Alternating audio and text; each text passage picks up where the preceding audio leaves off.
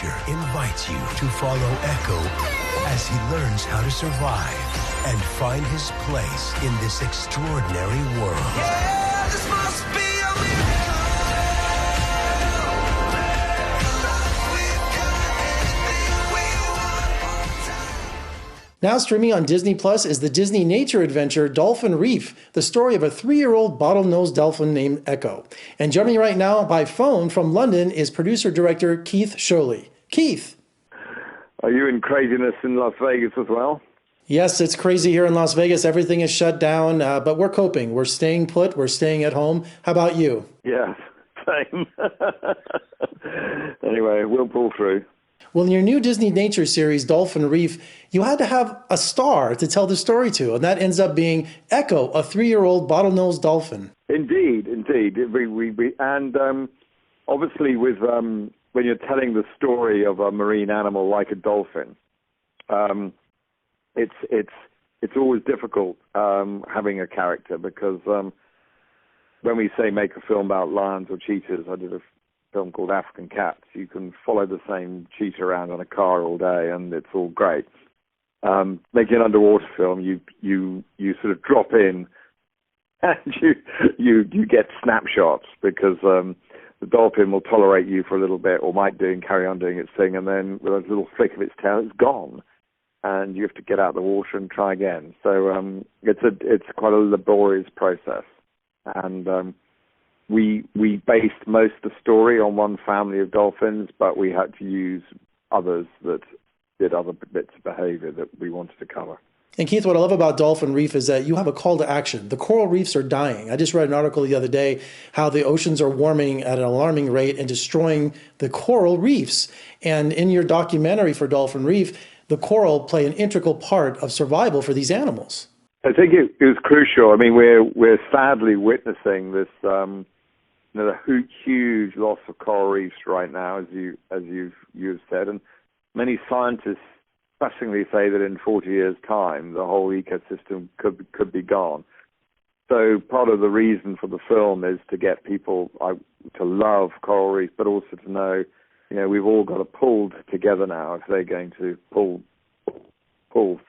through, because, we, and especially kids who grow up, they're going to be the future for these marine environments. One of the most amazing parts of the documentary is Mara and Fluke, these 2 humpback whales. The photography on that, they're just majestic animals. Yeah, I think the whale filming was some of the most exciting thing that we actually did, because whales look big from a boat, but when you get in the water, they're very big. And but incredible animals, because they actually they're very cautious, they're very careful around divers, and we learned to become very respectful of them, but they show that respect back. You've got this huge animal, but it won't harm you.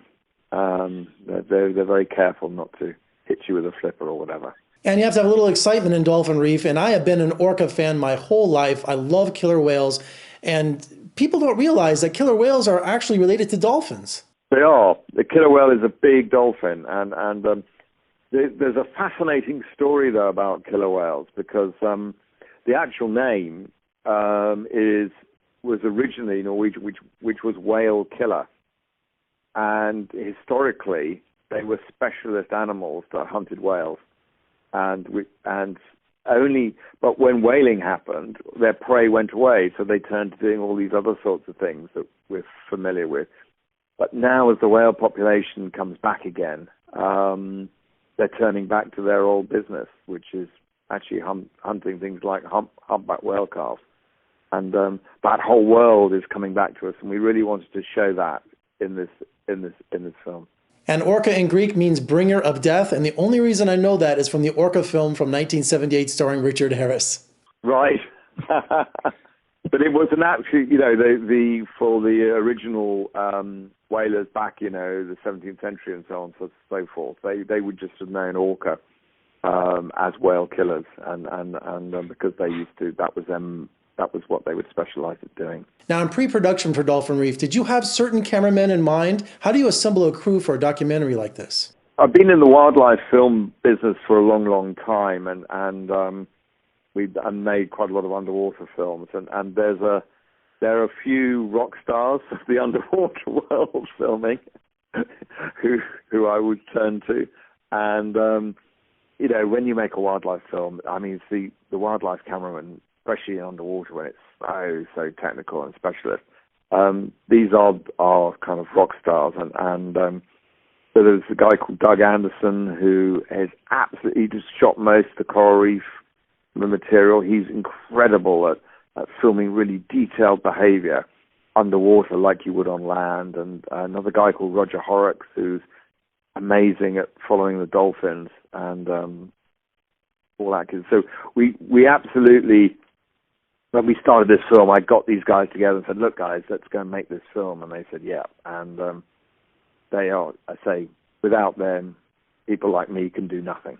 Well, of course, the cameramen are the most important part of this film, and I love how the end credits you show the cameramen actually photographing all these incredible sequences. Yeah, and there's also Disney Plus is releasing this other film called Diving with Dolphins, which is a feature-length making of how we made the film, and there they can really talk about their passion and what they do, and they're awesome people. They really are. Well, Keith, thank you so much for talking to me today. And Dolphin Reef was really exciting. Families are going to love it. Stay safe and good luck with the film. Fantastic. Thank you. You can catch Dolphin Reef streaming right now on Disney+. And for more reviews and interviews, just surf on over to my website at vegasfilmcritic.com. I'm Jeffrey K. Howard in Las Vegas. Thank you for joining me. I'll see you next time.